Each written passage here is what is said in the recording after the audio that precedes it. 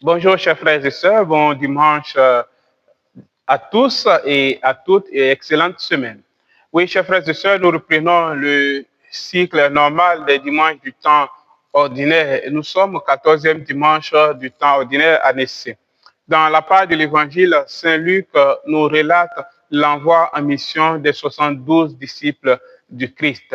Je voudrais que nous puissions porter notre attention sur 4 éléments importants qui sortent de cette page de l'Évangile.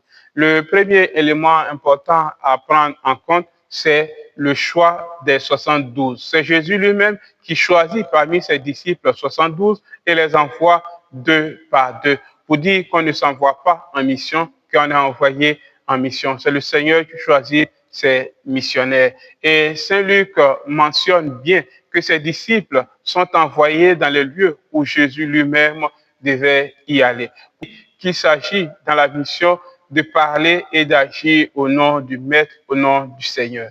Le deuxième élément important, c'est l'urgence de la mission. Pour cela, Jésus invite ses disciples à se débarrasser de tout ce qui pourrait faire de cette mission une mission pesante, de ne pas avoir des habits de rechange et de compter sur sa miséricorde. Et surtout, de ne pas s'attarder en salutation sur le chemin. Le troisième élément, c'est le résultat probable de cette mission. Jésus avertit déjà ses disciples que la mission ne sera pas facile, car ils pourront rencontrer soit l'accueil qui est favorable ou l'hostilité, le rejet de cette mission. Mais il rappelle surtout que qu'ils soient accueillis ou qu'ils soient rejetés, ils doivent toujours annoncer le même message, le règne de Dieu est tout proche.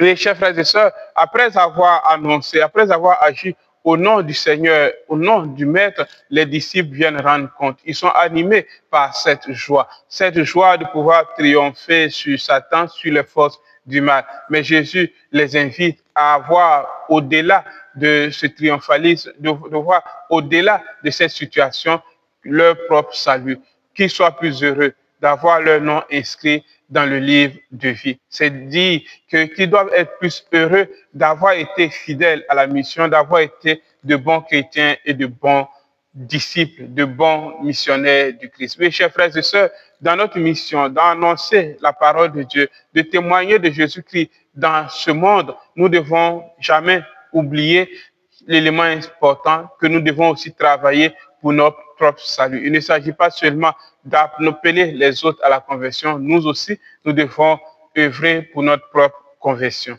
Oui, chers frères et sœurs, par ton baptême, tu es aussi envoyé en mission. Et les lieux où Jésus doit être, c'est le lieu où il y a les chrétiens. C'est le lieu où se rendent les chrétiens. C'est tout le monde entier. Et chers frères et sœurs, là où tu te trouves, dis-toi que tu es choisi par Jésus pour être son envoyé, pour annoncer le règne de Dieu, pour témoigner, pour lutter contre les forces du mal, pour montrer la victoire du Seigneur sur le péché et sur le mal. Mais surtout, n'oublie pas de œuvrer pour ton salut tout en annonçant la parole de Dieu. Que Dieu vous bénisse. Excellente semaine à vous.